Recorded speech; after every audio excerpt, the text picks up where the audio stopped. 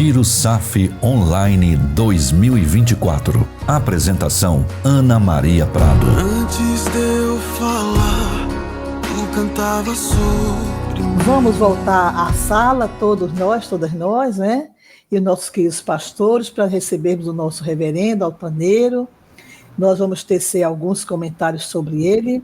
Reverendo Altaneiro Gomes Ribeiro Filho, pastor da Igreja Presbiteriana de Santa Cecília do Pavão, no Paraná. Secretário presbiterial do Presbitério Cornélio Procópio, para o trabalho feminino, e secretário sinodal do Sínodo Metropolitano de Londrina para o trabalho feminino. Nós damos a ele as boas-vindas, desejamos que ele seja largamente abençoado, né? E agradecemos e mandamos nosso abraço para a Vânia Ribeiro, a sua querida esposa, que é a vice-presidente da Sinodal, né? E também a nossa Geni, a irmã mais querida. Deus o abençoe e o conduza. Amém, Ana. Muito obrigado. Graça e paz, queridas irmãs, queridos irmãos. Louvo a Deus por esse privilégio, por essa oportunidade, por essa honra. Eu queria ler os versos 2 até o versículo 8, junto com vocês, que diz o seguinte: damos sempre graças a Deus por todos vós, mencionando-vos em nossas orações e sem cessar, recordando-nos diante de nosso Deus e Pai da operosidade da vossa fé, da abnegação do vosso amor e da firmeza da vossa esperança em nosso Senhor Jesus Cristo, reconhecendo, irmãos amados de Deus, a vossa eleição, porque o nosso evangelho não chegou até vós tão somente em palavra, mas, sobretudo, em poder, no Espírito Santo e em plena convicção, assim como sabeis ter sido o nosso procedimento entre vós e por amor de vós. Com efeito, vos tornastes imitadores nossos e do Senhor, tendo recebido a palavra, posto que em meio de muita tribulação, com alegria do Espírito Santo, e de sorte que vos tornastes o modelo para todos os crentes da Macedônia e na Acaia, porque de vós repercutiu a palavra do Senhor, não só na Macedônia e Acaia, mas também por toda a parte se divulgou a vossa fé para com Deus, a tal ponto de não termos necessidade de acrescentar coisa alguma, até o versículo 8. Que texto incrível, que oportunidade incrível de poder falar desse texto. Gente, nós estamos na segunda viagem missionária de Paulo. O apóstolo Paulo, obviamente, com suas inquietudes de não só ficar em Jerusalém, mas de sair. Ele já teve a sua primeira experiência, ele saiu, ele pregou o evangelho, ele fez o seu itinerário, retornou a Jerusalém, e agora ele tem uma nova incumbência. Agora ele quer sair de novo, ele quer e ele está ávido, ele está sedento para prosseguir. O seu amor é intenso, a sua vontade de pregar o evangelho do Senhor é muito grande, e ele quer então fazer isso, passar novamente pelas igrejas por onde passou a primeira vez e também prosseguir um pouco mais. É nesse prosseguir um pouco mais que nós o encontramos em Troade, agora na sua segunda viagem missionária, e lá Deus fala com ele, e ele ouve algo que diz a ele: passe a Macedônia e ajuda-nos. Então, entendendo ser algo do Espírito Santo, algo de Deus, ele resolve a passar o canal que ligava Troade à Macedônia, e ele chega a uma cidade chamada Filipos, e lá ele começa a pregar o evangelho, e encontrando alguns obstáculos, obviamente, mas também encontrando muitos frutos. Lídia, por exemplo, é um desses frutos. Sofreu por isso, foi pego, foi maltratado, foi chicoteado, preso, e depois ele foi solto, e pediram a ele, olha, vá embora daqui.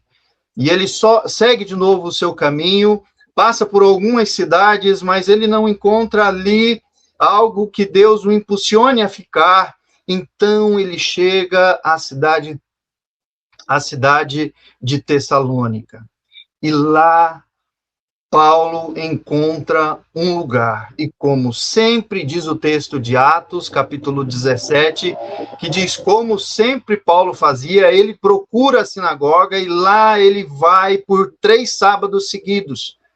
E ele prega o evangelho por 3 sábados seguidos, ele encontra uma numerosa aceitação da palavra do evangelho, mas também ele também encontra uma adversidade, obstáculos grandiosos, e que o fazem fugir de lá, sair de lá às pressas, correndo. E ele então sai e vai a Bereia. Lógico que em Bereia ele encontra um lugar mais propício, as pessoas começam, muitas mulheres, muitos homens, muitas pessoas começam a aderir ao Evangelho, a entender o Evangelho do amor, da graça, da misericórdia, a fé em Jesus, a esperança em Jesus. As pessoas começam a entender isso, aceitar isso. E lá em Atos diz que em Bereia os bereanos eram mais nobres do que os de Tessalônica, porque lá em Tessalônica ele foi posto para correr, como em Filipos ele foi posto para correr. Então, os tessalônicos, aqueles perseguidores de Tessalônica, observando que Paulo estava tendo bom êxito ali, então resolvem querer ir lá para também encontrar objeções contra Paulo, para que ele saia de lá, para que ele vá embora, para que, acima de tudo, ele pare de pregar o evangelho salvador de Jesus. Alguns irmãos de Tessalônica correm e vão lá e diz, Paulo, vai embora. E Paulo vai embora. Mas ele deixa na região 2 discípulos, ele deixa 2 homens de Deus, Silas e Timóteo. Ele desce a Atenas, depois a Corinto, e, enfim, depois aqueles irmãos se juntam a ele novamente em Atenas, e depois nós temos o entendimento de que Timóteo volta, segundo Atos 17, a estar novamente entre aqueles irmãos. Obviamente que nós queremos focar no que está acontecendo em Tessalônica, sem tudo sendo extremamente necessário que venhamos a percorrer tudo isso até aqui e a entender de uma forma rápida, simples, mas objetiva o que estava acontecendo. Óbvio que passando tudo o que se passou, Paulo recebe notícias da igreja de Tessalônica. Vejam, os bereanos eram mais nobres. Muitas pessoas aderiram ao evangelho em Bereia. Contudo, ele escreve aos tessalônicos. E é a esses tessalônicos que ele ficou pouco tempo lá. Acredita-se que em 3 semanas, ou menos que isso, ou um pouco mais do que isso, ele fica em Tessalônica. Mas se cria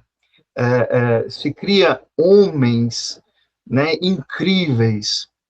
E a pregação do apóstolo Paulo, queridos, e aí é onde eu queria caminhar junto com vocês, esse apóstolo Paulo que passa a Macedônia, que chega a Tessalônica, que vive em Filipos essa experiência, que chega em Atenas, em Corinto, que recebe as notícias de Tessalônica de novo, e agora ele exulta como eu dou gratidão, como eu sou grato a Deus pela vida de vocês, gente. E eu queria ressaltar esse versículo 3, que é o nosso versículo-chave. Recordando-nos diante do nosso Deus e Pai da operosidade da vossa fé, da abnegação do vosso amor e da firmeza da vossa esperança em nosso Senhor Jesus Cristo. Gente, parece que essa é uma tônica do apóstolo Paulo. No entendimento, se você observar um pouco, esse é um entendimento do apóstolo Paulo de que esses três aspectos é, de fato, a essência da igreja. É a vida da igreja. É o cerne da igreja. E o apóstolo Paulo, a gente observa isso quando vê em outras falas, como, por exemplo, Romanos capítulo 5, versículos 2 a 5. Paulo vai falar exatamente da fé, da esperança, da fé e do amor. Quando olhamos, por exemplo, um pouco mais de Romanos, Gálatas, capítulo 5, versículos 5 e 6. E lá nesse texto, especificamente, Paulo vai dizer assim, é como se ele dissesse assim, entre outras palavras, depois tenha curiosidade de ler, ele vai dizer, se você tem esperança, você tem esperança. Mas se você tem fé e você tem a esperança automaticamente. Mas, se você tem amor no seu coração, você tem tanto a fé e tanto a esperança. Não obstante, em Colossenses, não muito diferente, capítulo 1, versículos 4 a 5, o apóstolo Paulo também vai falar do mesmo princípio, da mesma essência, desses mesmos três valores, esperança, fé e amor. E é óbvio, gente, que a cereja do bolo, eu gosto de falar de cereja do bolo, vocês sabem disso, né? É 1 Coríntios 13, 13. 1 Coríntios 13, 13, que eu faço questão de lê-lo, não somente citá-lo. Agora, pois, permanecem a fé, a esperança e o amor, estes três. Porém, o maior destes é o amor, que é o tema do quadriênio da nossa SAF nacional e de todas as nossas SAFs no Brasil inteiro. O maior destes é o amor. Esse texto do versículo 3, ele vai falar, ele começa, Paulo, exultante, alegre, feliz. É como se a gente dissesse, Paulo está soltando rojões pelas notícias recebidas de Tessalônica. Gente, então ele diz assim, eu estou muito feliz, eu estou louvando a Deus, eu estou grato ao Senhor, damos sempre graças a Deus, recordando diante do nosso Deus, o quê? A operosidade da vossa fé. Gente, não é uma fé só no papel, é uma fé posta em prática. É uma fé atuante. Paulo sai de lá por conta de uma perseguição, mas a perseguição não sai de Tessalônica, a perseguição permanece em Tessalônica, o que significa dizer que aqueles irmãos também sofriam as suas adversidades por conta do evangelho. Mas mesmo assim, a fé é inabalável no Senhor. Não é a adversidade um obstáculo.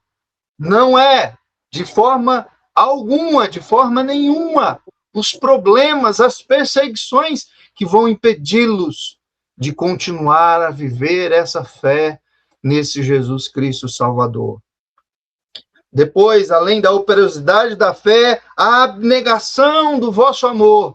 Não é um amor que pensa somente em si, e hoje nós vivemos dias terríveis, terríveis, queridos irmãos e irmãs.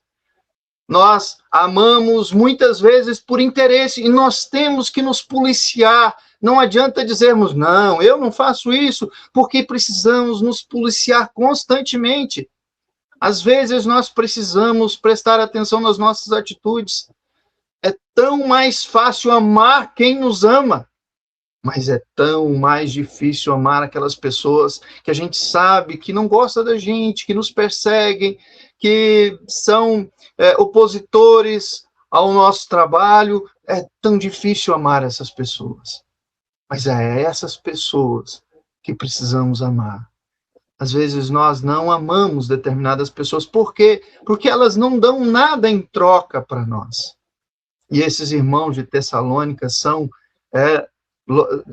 eles são honrados na voz de Paulo. E Paulo está dizendo assim, gente, esse amor de vocês é isso. É altruísta, não pensa somente em vocês, mas pensa no outro. É bem melhor o bem do outro do que o meu próprio bem. É isso. Estou muito contente, estou feliz com vocês. A operosidade da fé, a abnegação do amor de vocês e a firmeza na esperança em Jesus. Isso vai passar. Se não passar agora, quando Jesus voltar, nós esperamos isso. Gente, às vezes nós esperamos e queremos pôr na nossa cabeça que a esperança se limita às coisas deste mundo, somente deste mundo, e vão além deste mundo.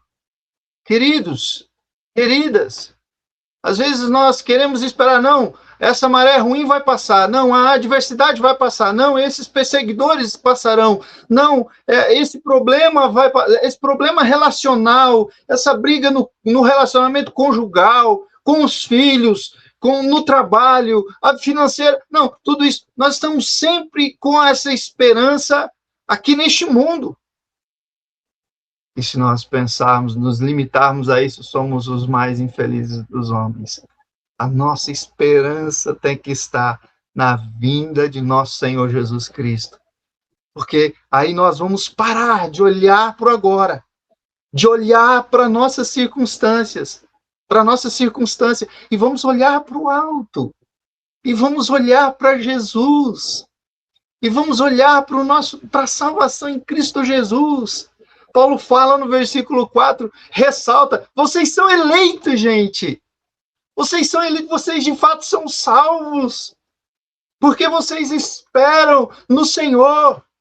Vocês não estão esperando as coisas para o bem de vocês próprios, para que toda essa perseguição passa, para que vocês tenham paz aí entre vocês. Não, vocês estão esperando a vinda do Senhor. E isso faz toda a diferença no nosso viver. E principalmente no viver da igreja. Queridos, quando nós vivemos uma fé operosa, quando nós vivemos esse amor abnegado e essa firmeza na esperança, não na esperança neste mundo, mas na esperança da vinda de nosso Senhor, que nos levará para com Ele. Então, quando pensamos na vinda de nosso Senhor, nós nos preparamos melhor. Então, o tico-teco da gente precisa começar a bater quando pensamos assim, opa, Jesus está vindo. Nós estamos esperando a vinda de Jesus. Então, eu preciso viver, eu preciso correr, eu preciso corrigir a minha vida, eu preciso melhorar a minha vida, eu preciso me envolver na obra do Senhor, eu preciso parar de reclamar, eu preciso parar de murmurar, eu preciso parar de mimimi, eu preciso parar de brigar demais. Às vezes a gente briga demais, a gente passa tempo brigando muito. Porque o irmão não fez do jeito que eu gosto. Porque a irmã não cortou as coisas do jeito que... não fez as coisas do jeito que eu faço. E assim por diante, a gente perde tempo demais brigando com mimimi, com picuinhas. Queridos irmãos, queridas irmãs, precisamos esperar. E quando nós esperamos a vinda de nosso Senhor, a nossa mentalidade é outra, a nossa fé é outra, o nosso amor é um amor diferente, é altruísta, é pensando no outro, não só nos nossos próprios interesses. Vejam, gente, vejam. Essa é a essência do Evangelho na cabeça, na mente, no coração do apóstolo Paulo. Nós podemos desenvolver esse texto, termos para esse texto um tema diferente e prosseguirmos nele, mas se nós entendermos a vida de Tessalônica, nós vamos entender que aqui nesse versículo 3, Paulo está ressaltando realmente uma essência da vida cristã. Por isso, é esse o nosso tema de hoje. Esperança, fé e amor. A essência da vida cristã. Gente, nós queremos ganhar o mundo. Nós queremos fazer diferença no mundo. Nós queremos pregar. Nós queremos que as nossas igrejas sejam cheias. Nós queremos ver as pessoas transformadas. Mas nós precisamos começar a entender essa essência do amor, da fé e da esperança. E essa essência faz diferença na minha vida, na vida da minha família, na vida dos meus negócios e na vida da Igreja do Senhor Jesus. Quando o meu foco está aqui nessa essência, a igreja vai se desenvolver naturalmente. Gente, Atos capítulo 2, a partir do verso 42. A igreja vivia essa essência. A essência da fé.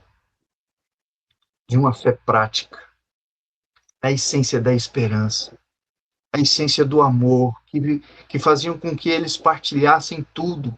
Não eram apegados a nada desse mundo. Partilhavam tudo. E o versículo 47. Versículo 47. Dia a dia, acrescentava-lhes o Senhor aqueles que iam sendo salvos. O Espírito Santo é que manifestava a graça de Jesus e acrescentava as pessoas e convertia as pessoas. Nós precisamos apenas essa essência na nossa vida. Gente, quando nós vivemos essa essência, eu queria falar de 3 coisas muito simples, muito rápido, mas essenciais para nós dentro desses valores.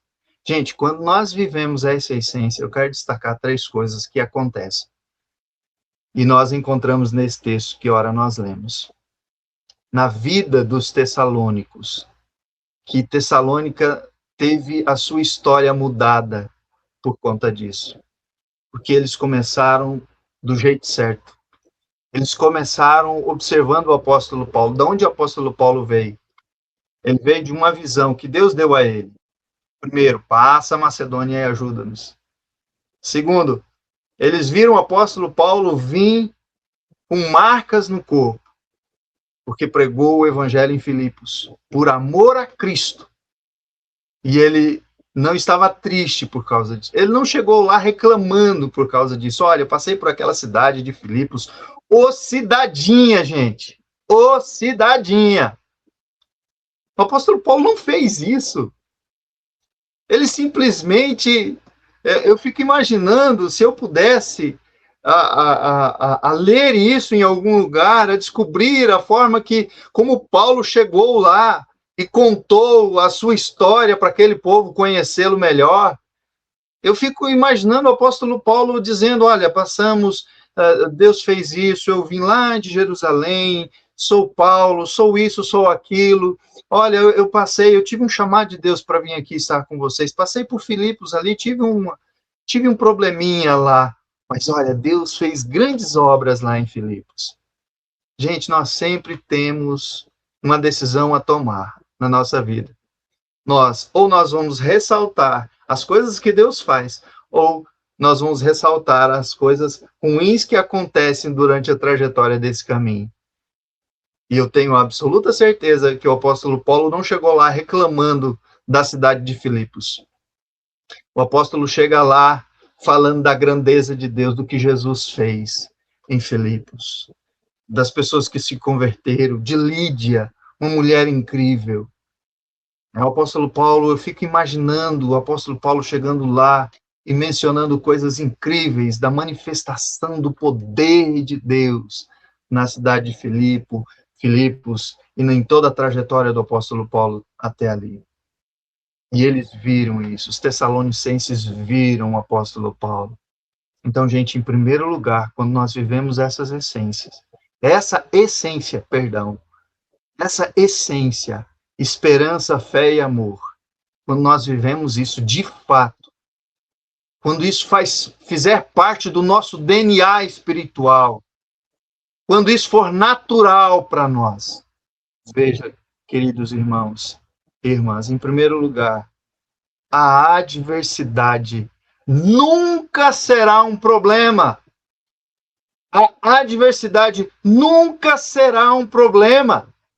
Gente, deixa eu trazer aqui, o ano passado eu até preguei sobre Davi e Golias na executiva da SAF, foi um momento muito bacana, uma honra estar lá com as irmãs e falar.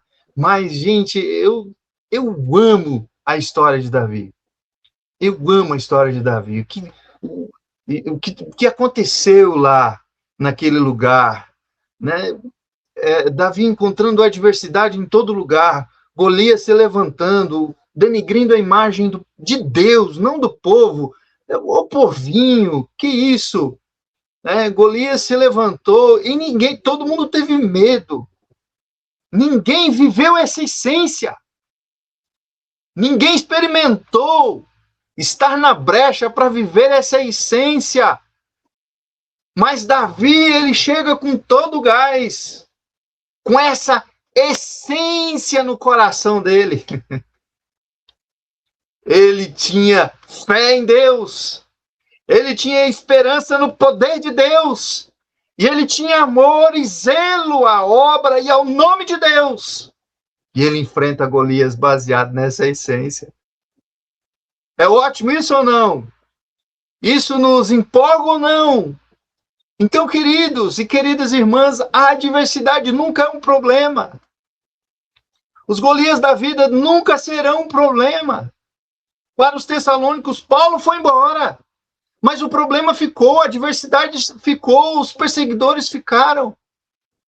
Mas para os Tessalônicos, os perseguidores do Evangelho não eram um problema. Porque eles entenderam e experimentaram o poder de Deus. Eles experimentaram essa essência do Evangelho. E eles disseram, é isso que nos faltava. Era viver isso. Nós queremos viver em esperança, em fé, em amor. Nós queremos isso para nós, como essência. E eles viveram isso. Portanto, quando a gente vive isso, a adversidade não é um problema, meu povo. Josué, hoje de manhã eu assisti a programação da manhã, estou acompanhando desde a sexta-feira. Alguns momentos eu não pude, pelos compromissos, mas hoje de manhã eu acompanhei o reverendo Roberto, brasileiro, falar do Jordão, de Josué, da travessia do Jordão, e eu não poderia deixar de lembrar isso nesse instante. Faz parte aqui da mensagem, em lembrar o que aconteceu no Jordão com Josué. Josué, capítulo 1, versículo 2, Deus chega para Josué e diz, Josué, meu filho, Josué, Moisés é morto. E quando Deus fala isso com Josué, o mundo cai na cabeça de Josué e ele pensa, meu Deus, o que eu vou fazer agora? Quem vai liderar esse povo? E Deus diz, é tu, é você, Josué. Mas o maior problema de Josué não é o Jordão agora que eles têm pela frente. Não é o Rio Jordão que eles têm para frente. Talvez eles já entendessem o que esperava mais à frente, que era Jericó. Uma cidade extremamente fortificada e intransponível aos olhos humanos. De repente, Josué não estava olhando esse tipo de adversidade. Mas a maior adversidade, que eu acredito muito, que entrou no coração de Josué é, Senhor, esse povo foi rebelde várias vezes com Moisés, comigo. Meu Deus, o que eles vão aprontar comigo? A minha liderança, Senhor, essa liderança que nós temos. Aí Deus vem no versículo 9 e fala assim, versículo 8, então somente, Josué, obedece, anda nos preceitos da lei do Senhor. Não foge disso, meu filho. E no versículo 9, ser forte e muito corajoso. Ele tinha que ser forte e corajoso, não era para atravessar o Jordão, gente. Vamos combinar isso. Não era para atravessar o Jordão, mas era para enfrentar a liderança. Se você é líder, se você exerce um cargo, se você tem pretensão para isso na sua igreja, né, pense nisso. Gente, não seja um ponto de preocupação do vosso líder, do vosso pastor, do vosso conselho. Não seja uma preocupação, meu Deus, vou ter que lidar com essa liderança aqui. Vou ter que lidar com... Isso é um problema, é gente, né, incrédula. É gente que, apesar de ter visto o poder de Deus, está aí e vai dar problema. Gente, pensa nisso. Líder, em nome de Jesus, pensa nisso. Seja a bênção na vida do seu pastor, do seu conselho, da sua igreja. Irmãs, sejam bênção na sua SAF. Não crie problemas, mas crie solução para problemas. Crie um ambiente agradável de fé, de esperança e de amor. Viva a essência do evangelho, a essência é essa. Viva isso, então você será submissa, você será bênção para a tua liderança, para os teus líderes. Então, liderança aqui presente, e aqueles que serão líderes, pensem nisso em nome de Jesus. Sejam bênção. Josué estava com esse nobre, e agora esse povo vai me seguir ou não vai, Senhor? Então Deus diz a Josué, seja forte e corajoso, Josué. Pode enfrentar esse povo, porque sou eu. Sou eu, diz o Senhor para Josué. Sou eu que vou resolver isso. Então pode ir para frente. Pode pôr o pé no Jordão. Pode atravessar. Com esse povo aí, eu vou dar um jeito. Eu vou acompanhar você. Eu vou liderar você. Fica tranquilo. Então, irmãos e irmãs, a adversidade nunca deve ser um problema para nós. Não foi para os tessalônicos. Então, quando vivemos a essência do Evangelho Salvador de Jesus, quando nós vivemos a fé, a esperança, o amor, a adversidade nunca será um problema. Ah, mas a nossa líder não pegou a visão. Isso não é problema, gente. É o Espírito Santo que faz. Uma coisa que eu aprendi muito cedo. Eu não sou o Espírito Santo de Deus. Você, minha irmã, meu irmão, você não é Espírito Santo de Deus. Eu sou um instrumento nas mãos dele. Não sou o Espírito Santo. Não sou, não fui, não sou e nunca serei. Então não sou eu que faço a obra, eu me disponho para a obra, mas quem faz a obra é o Senhor Jesus, é o Espírito Santo de Deus. Então se disponha. Eu aprendi muito cedo a dizer ao Senhor, Senhor, eu não sei fazer, mas eu me disponho, eis-me aqui, envia-me a mim, Senhor, eu não sei. Assim, eu aprendi muito com Isaías, capítulo 6. Precisava de alguém, quem vamos enviar? Isaías dizia, eu não sei o que fazer, mas eu estou aqui, envia-me, eu vou. Eu estou disposto.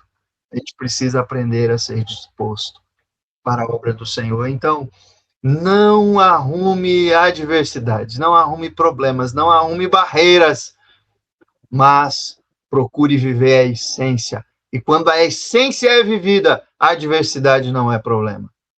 Paulo passou por Filipos, mostrou isso para os tessalônicos. A minha adversidade não foi problema. Não foi problema. Porque Paulo vivia a essência. E Paulo deslumbrou. Paulo irradiou, ouvindo que aqueles irmãos viviam essa essência. Eu quero dizer para vocês, irmãos e irmãs, que eu não poderia terminar sem dizer isso. Se nós olharmos o versículo 6, que fala da adversidade, diz, com efeito, vos tornastes imitadores nossos e do Senhor, tendo recebido a palavra, posto que em meio a muita tribulação, com alegria no Espírito. Eles tinham muita tribulação. Tribulação não foi problema. Versículo 7, de sorte que vos tornastes o modelo para todos os crentes da Macedônia e da Acaia. Quando nós vivemos a essência, gente, nós tornamos modelo. Paulo diz assim, vocês se tornaram nossos imitadores. E nós, lá atrás, Paulo já disse, sejam nossos imitadores, assim como nós somos de Cristo. Ou seja, eles viram o Senhor Jesus Cristo no apóstolo Paulo, em Silas e em Timóteo. Eles viram isso neles, nesses homens, nesses irmãos. Isso faz muita diferença. Isso faz diferença para você? Então, meu irmão, não olhe a adversidade, em primeiro lugar. Segundo lugar, quando vivemos essa essência, nós nos tornamos automaticamente modelos. Modelos, porque imitamos homens de Deus. Eu não sou parâmetro para ninguém. Ninguém me siga. Não, irmão, pode chamar a responsabilidade. Não, pode me seguir, porque eu vivo a essência do Evangelho. Eu vivo, ou eu procuro viver. Eu quero viver a essência do Evangelho. Eu quero estar dentro do amor, da fé, da esperança. Eu quero viver isso na minha vida. Eu quero não só uma fé, mas eu quero uma operosidade da fé. Eu não quero só uma esperança, eu quero uma firmeza na esperança. Eu não quero só um amor, mas eu quero um amor abnegado. Viva isso, então nós não vamos encontrar adversidade, nos tornamos modelo. E, por fim, em terceiro e último lugar, o Evangelho é pregado de forma eficaz, gente. Olha o verso 8, incrível isso. Porque de vós repercutiu a palavra do Senhor, não só na Macedônia e Acaia, mas também por toda parte se divulgou a vossa fé para com Deus, a tal ponto de não termos necessidade de acrescentar coisa alguma. Gente, não acrescentamos nada à pregação de vocês. A pregação de vocês é expressamente eficaz. Então, se você olhar, acompanhar do versículo 5, o versículo 6, e acompanhar o versículo 8, Paulo está ressaltando, gente, vocês não só entenderam o Evangelho, vocês vivem o Evangelho. Essa é a melhor pregação que se pode fazer. Viver o Evangelho Salvador de Jesus, na sua essência, fé, esperança e amor. Queridos irmãos e irmãs, Esdras, capítulo 7, versículo 9. Esdras está retornando da Babilônia com uma leva de judeus, retornando do cativeiro. E Esdras 7:9 diz que Esdras saiu da Babilônia, 5 meses depois chegou em Jerusalém, porque a boa mão do Senhor foi com eles. Versículo 10. Esdras saiu e chegou, porque ele dispôs o seu coração para buscar a lei do Senhor, para cumprir a lei do Senhor e para ensinar a lei do Senhor. Olha a preocupação de Esdras. Nós não vamos só conhecer a lei de Deus, nós vamos cumprir a lei de Deus. Nós não vamos só cumprir a lei de Deus, nós vamos ensinar a lei de Deus.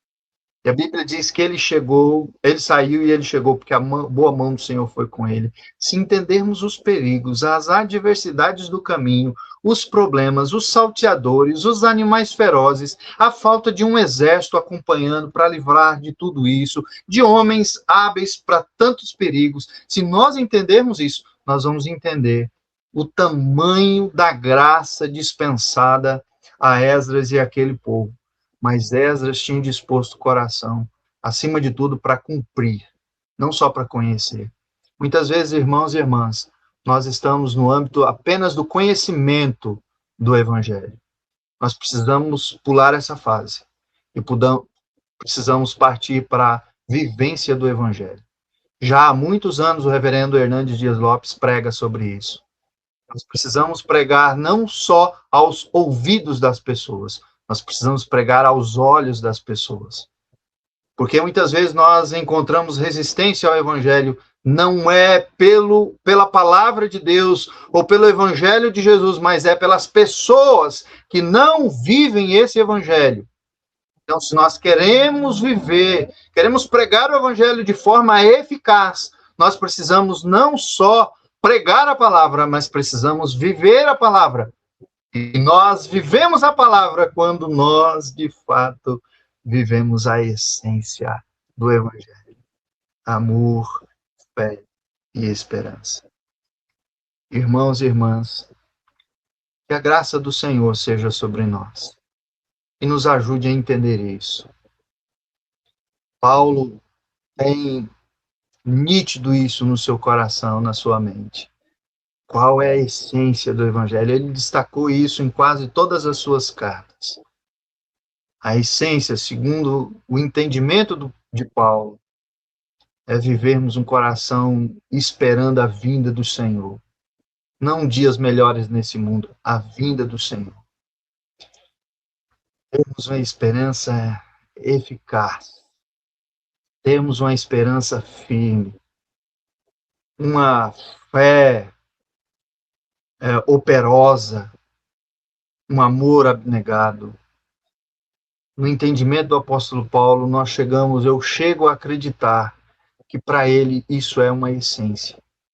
E a partir daí, ele começa a ressaltar: os 6 tessalônicos são incríveis. Meu coração está grato a Deus pelo que eu ouço de vocês. O evangelho tem se espalhado. Macedônia, Acaia, por todos os lugares a gente está vendo, eu estou ouvindo indícios. Olha os de Tessalônica ali. Olha os de Tessalônica lá. Poxa, esse povo, a essência que esse povo está vivendo, está chegando em todos os cantos. E essa é a melhor e a maior pregação do Evangelho. Essa é uma forma extremamente eficaz do Evangelho.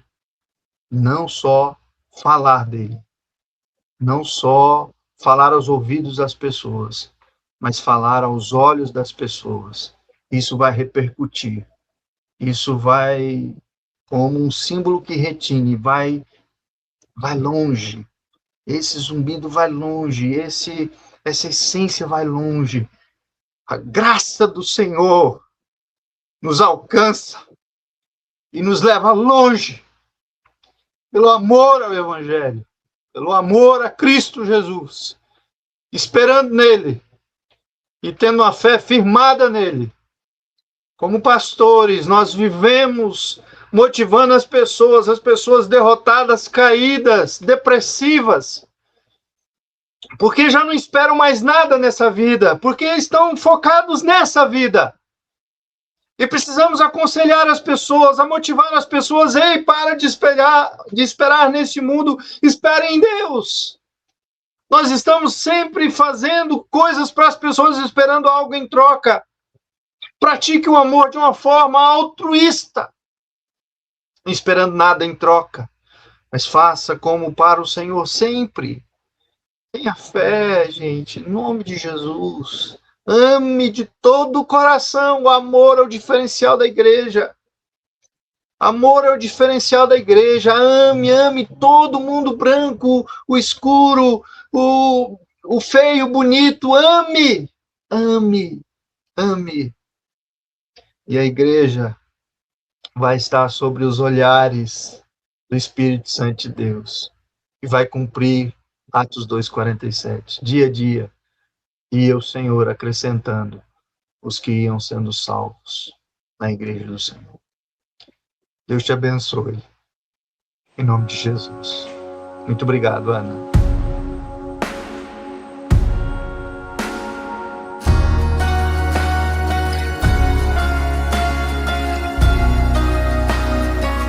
Retiro SAF Online 2024.